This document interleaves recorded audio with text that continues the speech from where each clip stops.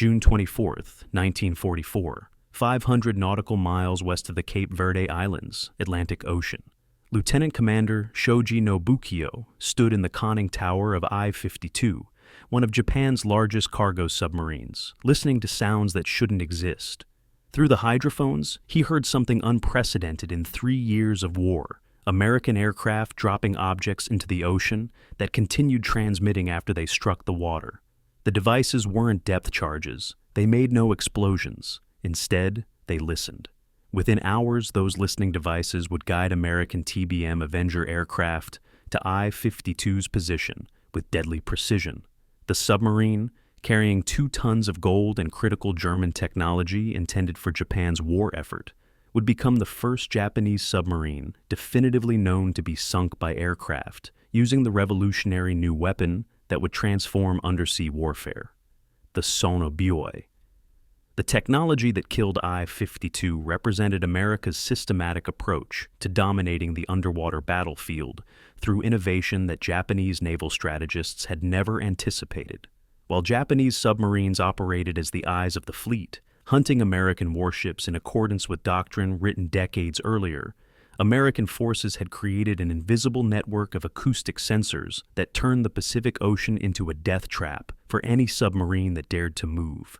The story of how Japanese submarine crews discovered they had lost control of the seas begins not with a single dramatic moment, but with a gradual, horrifying realization that stretched across 3 years and thousands of miles of ocean. It's the story of technological superiority so complete that by 1945, Japanese submariners, once among the most skilled and daring in the world, found themselves reduced to supply runners, hunted relentlessly by an enemy that seemed to possess supernatural ability to find submarines in the vast Pacific. The Invisible Revolution, the sonobuoy, emerged from desperate necessity in the Atlantic, where German U-boats had brought Britain to the edge of starvation by 1942. American and British scientists, working through the National Defense Research Committee, developed the ANCRT-1 sonobuoy between 1941 and 1942. The device was elegant in its simplicity, a hydrophone suspended underwater, connected by cable to a floating radio transmitter that broadcast submarine sounds to circling aircraft. Early models were primitive by later standards. They weighed approximately 17 pounds, operated on 6 radio frequency channels color-coded for easy identification, and had battery lives measured in hours rather than days. But they represented a conceptual revolution. For the first time in naval warfare, aircraft could listen to the underwater world while remaining safely airborne, beyond the reach of submarines' deck guns or torpedoes. By June 1943, the U.S. Navy had officially approved sonobuoys for use on all aircraft and airships engaged in anti-submarine warfare. Production ramped up dramatically. The Navy ordered 1,800 units initially, followed by orders for 59,700 ANCRT-1A sonobuoys by 1944. These weren't simply manufactured, they represented a fundamental reimagining of how to hunt submarines. The technology spread to the Pacific theater more slowly than to the Atlantic, where the U-boat threat demanded immediate deployment. But by mid-1943, American patrol aircraft operating from Australia, Hawaii, and the Aleutians began receiving sonobuoy equipment. Japanese submarine commanders, accustomed to surfacing at night to recharge batteries in relative safety, began reporting strange encounters with American aircraft that seemed to find them with impossible accuracy in total darkness. The underwater advantage. Nobody saw. What Japanese naval intelligence failed to grasp until far too late was that America had created a comprehensive system of underwater detection that extended far beyond sonobuoys. The real revolution lay in how multiple technologies worked together to create an inescapable web. American submarines themselves carried sophisticated sonar systems that gave them decisive advantages, while Japanese submarines relied on hydrophones that provided bearing information only. American fleet boats operated with active sonar that could determine both range and bearing with remarkable accuracy. The QC sonar aboard American submarines could detect targets at 2,500 yards, more than a mile, under good conditions. More critically, American surface escorts deployed with sonar capabilities that Japanese anti-submarine forces could not match. U.S. destroyers and destroyer escorts carried echo-ranging equipment that transformed submarine hunting from an art into a science. When a sonobuoy detected a submarine, destroyers could converge on the position and prosecute attacks with depth charges guided by precise ranging information. The integration of these systems created a multi-layered detection network. Aircraft dropped sonobuoys in patterns covering vast areas of ocean. When a sonobuoy detected submarine sounds, aircraft vectored surface ships to the location while maintaining acoustic contact from above. Submarines operating in the area could be called in to assist. The target submarine found itself surrounded by enemies that knew its position, while it remained effectively blind to theirs.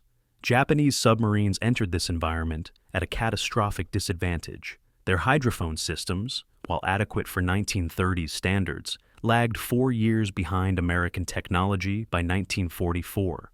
Japanese boats lacked radar until June 1944, and even then received only primitive sets inferior to those carried by American PT boats since 1942.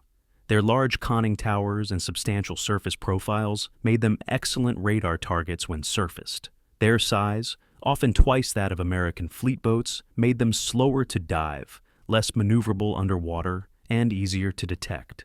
Acoustically, most damaging of all, Japanese submarines operated without effective countermeasures against sonar. German U-boats had developed the Pillenwerfer, a device that ejected calcium hydride canisters, creating hydrogen bubble clouds that produced false sonar echoes. American submarines copied and improved this technology by 1945. Japanese boats had no such capability. When detected, they had no way to deceive or evade the hunting forces vectoring toward them. Berstir the doctrine that doomed them. The technological gap mattered because Japanese naval doctrine concentrated submarines in exactly the wrong places at exactly the wrong times. Imperial Japanese Navy strategy, codified in the Kantai Kessen, or decisive battle doctrine, envisioned submarines as scouts and skirmishers, preparing for the climactic fleet engagement that would decide the war. This meant Japanese submarines hunted American warships, fast, heavily defended targets that zigzagged unpredictably, and operated with extensive air cover and destroyer screens. Aircraft carriers, battleships, and cruisers all carried trained lookouts, radar operators, and sonar technicians specifically tasked with detecting submarines. When Japanese boats attempted attacks against such targets, they exposed themselves to detection by multiple overlapping systems. American submarines, by contrast, pursued a strategy of unrestricted warfare against Japanese merchant shipping from the first day of the war. Merchant vessels lacked sophisticated detection equipment, traveled predictable routes, and often sailed without effective escorts, especially after 1943 when Japan's escort forces had been decimated. American submarines could attack from positions of advantage, confident that their superior sonar would detect threats before being detected themselves. The contrast in results was stark and ultimately decisive. Japanese submarines, despite their technical sophistication and often superior range and speed characteristics, sank approximately 1 million tons of Allied merchant shipping during the entire war. American submarines sank 5.2 million tons of Japanese merchant shipping in the same period. This wasn't because American submarines were necessarily better designs. In many ways, Japanese boats were more advanced. It was because American submarines operated with better sensors, better intelligence, and better doctrine against more vulnerable targets. The tightening net. By 1943, Japanese submarine crews began reporting increasingly concerning encounters with American anti-submarine forces. The reports followed a pattern. A submarine would surface at night to recharge batteries, a necessary operation that World War II diesel-electric boats had to perform regularly.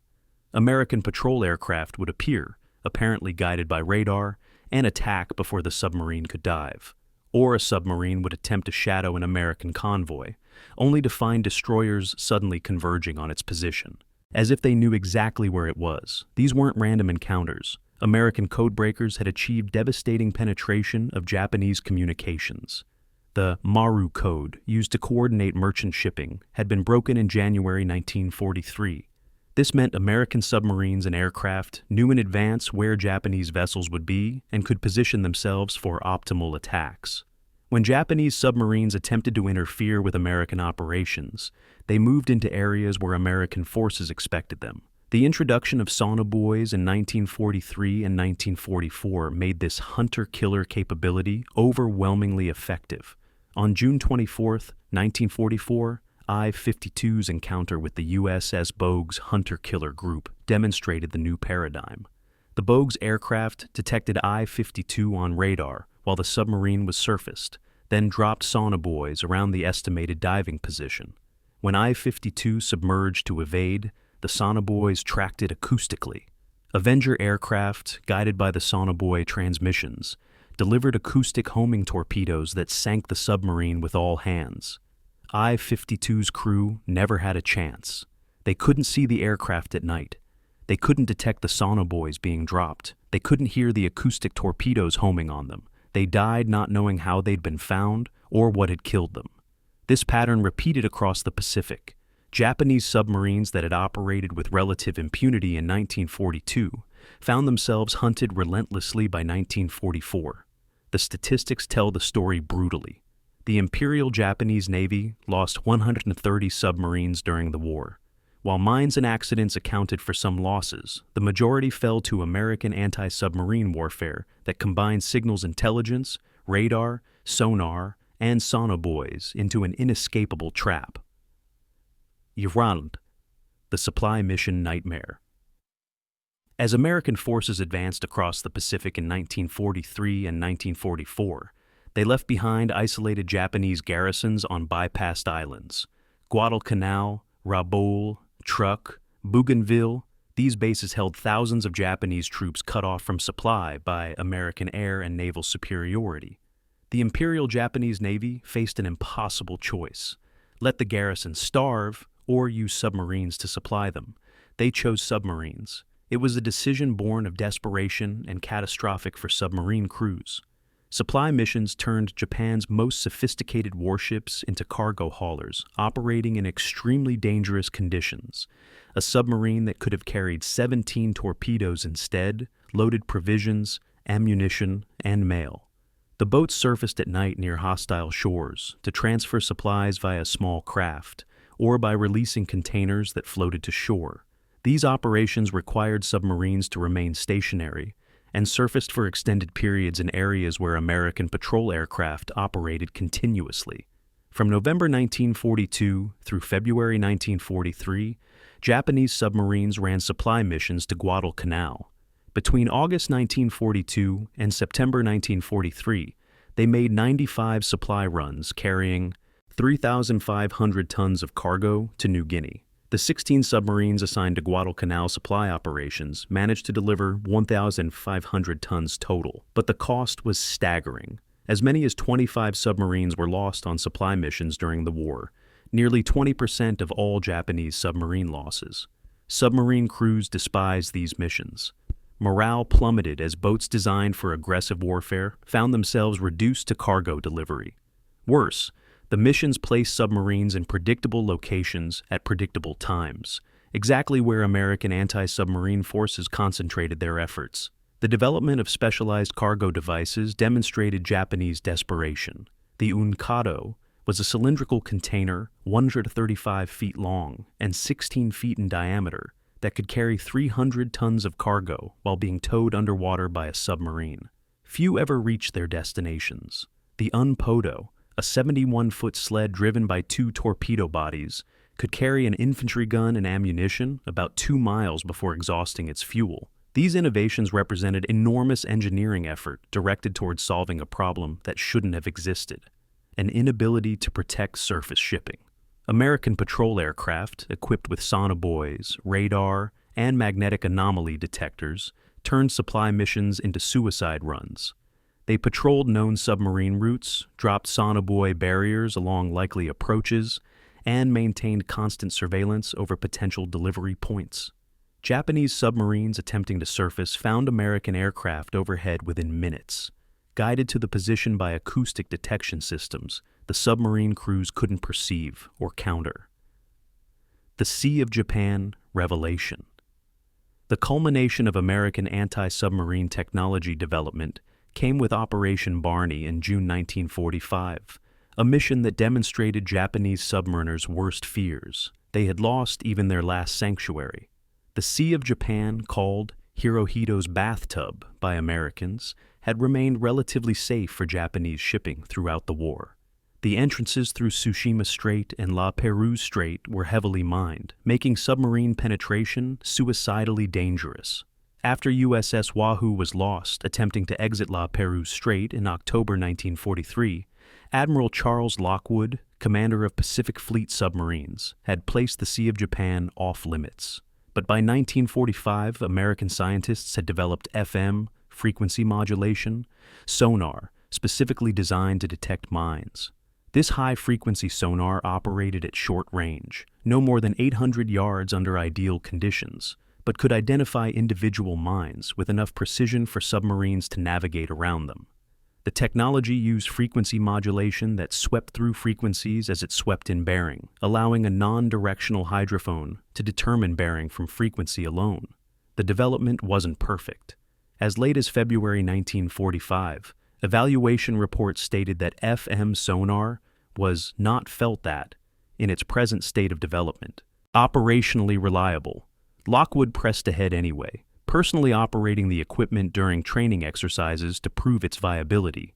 In late May 1945, 9 American submarines equipped with FM sonar departed for Operation Barney. They were organized into 3 groups collectively called Heidmann's Hellcats: the Hepcats, Sea Dog, Creval, Spadefish; the Polecats, Tunny, Skate, Bonefish; and the Bobcats, Flying Fish, Tenosa, Bowfin. On June 4, 1945, the Hepcats became the first group to penetrate Tsushima Strait. The experience was harrowing beyond anything crews had experienced. The FM sonar emitted a distinctive chiming sound, dubbed Hell's Bells, whenever it detected a mine within 300 feet. In the heavily mined strait, Hell's Bells rang almost continuously for 20 hours as the submarines navigated submerged through 4 separate lines of mines. Lieutenant Commander Arleigh Burke, executive officer of Flying Fish, later recalled the psychological strain. "Every one of those pings was hitting me in the gut. I spent much of that day praying I wasn't going to buckle, because I knew how important it was for me to keep my courage and be an example to the officers and crew. I was just scared to death." At least one submarine scraped a mine cable during the transit contact that would have meant instant death if the mine had detonated. But American acoustic engineering and navigational skill prevailed. All 9 submarines successfully penetrated the minefields and dispersed to hunting positions throughout the Sea of Japan. For Japanese mariners, the American presence in the Sea of Japan represented a complete collapse of assumptions about maritime security. Ships that had operated freely, often with running lights on, suddenly found themselves under attack in waters considered absolutely safe. Between June 9 and June 24th, the Hellcats sank 28 Japanese vessels totaling over 54,000 tons and destroyed 16 smaller craft. The psychological impact exceeded the material damage. Japanese military and civilian populations had assumed the minefields made penetration impossible. American submarines operating openly in the Sea of Japan demonstrated that nowhere remained safe, that American technological capabilities exceeded anything Japanese forces could counter. By July 1945, Japanese shipping had virtually ceased even in home waters. The technology. Nobody could match. The acoustic detection revolution that sonobuoys represented was part of a broader American advantage in electronic warfare that Japanese forces could neither match nor effectively counter. American researchers had developed the entire field of underwater acoustics into a mature science while Japanese efforts lagged years behind.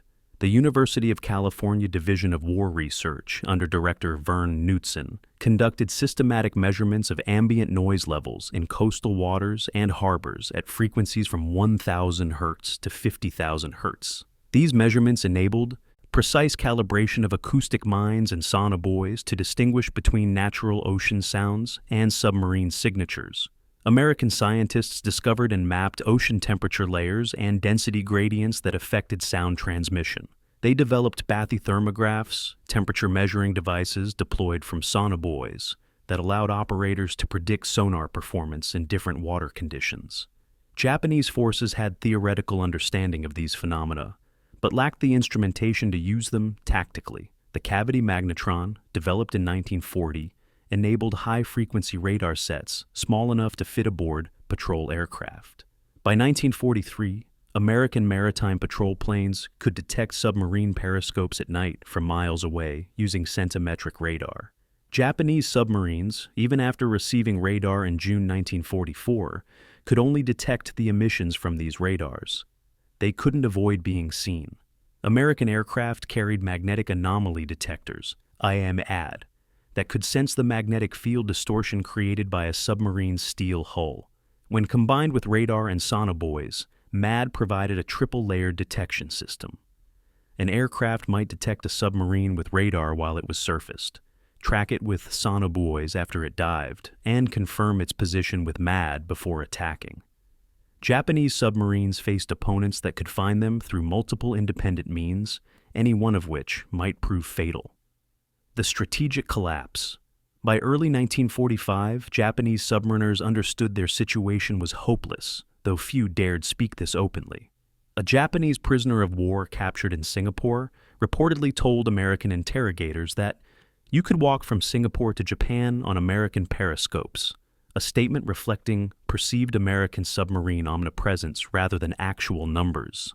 What created this impression wasn't the quantity of American submarines, never more than 150 operational simultaneously, but their effective coordination through signals intelligence and acoustic detection. American submarines seemed to be everywhere because codebreakers positioned them where Japanese ships would be. Sonobuoys and sonar created the impression of inescapable surveillance because they detected submarines that thought themselves hidden. The contrast between American and Japanese submarine operations grew more pronounced as the war continued. American submarines operated with confidence that their superior sensors would detect threats before being detected. They approached targets methodically, using periscope observations and sonar to establish firing solutions before attacking. When attacked, they had countermeasures, bubble decoys, evasive tactics developed through extensive training, and the knowledge that American rescue submarines would search for survivors if they were sunk.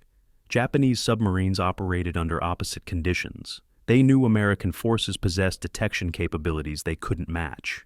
They understood that every operation brought them into areas where multiple overlapping American sensor networks operated. They had no effective countermeasures, no rescue forces to rely on, and decreasing confidence that their missions accomplished anything meaningful. Morale problems that had begun with supply missions metastasized throughout the submarine force. By 1944, Japanese submarine crews showed physical symptoms of stress before missions, what medical officers called jarbo fever, using the American term for fighter bombers that hunted submarines relentlessly. Veterans who had operated without fear in 1942 reported anxiety attacks before leaving port in 1945. The statistical record bears out their fears. In 1944, as American anti-submarine warfare reached peak effectiveness, the Imperial Japanese Navy lost 55 submarines, more than 40% of those remaining operational. These losses accelerated in 1945 despite reduced submarine activity, as surviving boats increasingly remained in port, unable to accomplish missions worth the risk of operating. The final accounting. When Japan surrendered in August 1945, only 55 Japanese submarines survived from a wartime fleet of approximately 200 boats. Many of these survivors were in such poor condition from lack of maintenance and supplies that they were unseaworthy. The submarine force that had opened the war with arguably the world's most advanced boats, the largest, longest-ranged, and technologically sophisticated submarines built before the nuclear era, ended the war reduced to floating wrecks hiding in ports, afraid to venture into seas dominated absolutely by American forces. Post-war interrogations and technical assessments confirmed what Japanese submariners had learned through bitter experience. The U.S. Naval Technical Mission to Japan, operating between September 1945 and November 1946, compiled detailed reports on Japanese naval technology. Their findings on submarine capabilities were damning. Japanese submarines were relatively easy to sight visually and with radar, slow to dive, hard to maneuver underwater, easy to track on sonar, and easy to hit. The most revealing assessments came from Japanese submarine officers themselves. In captured documents and post-war interviews, they described the progressive realization that American detection capabilities exceeded anything they could counter. They spoke of missions where American aircraft appeared within minutes of surfacing, as if guided by supernatural awareness. They reported encounters with American submarines that seemed to know their positions before they detected the enemy. What they described, without fully understanding, was the acoustic revolution that sonobuoys represented.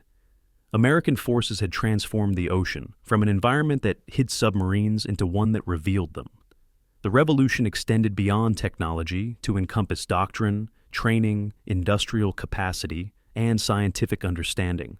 Japanese submarine forces operated in 1945 with technology and tactics that might have been effective in 1935 against an enemy employing capabilities from a future they couldn't imagine.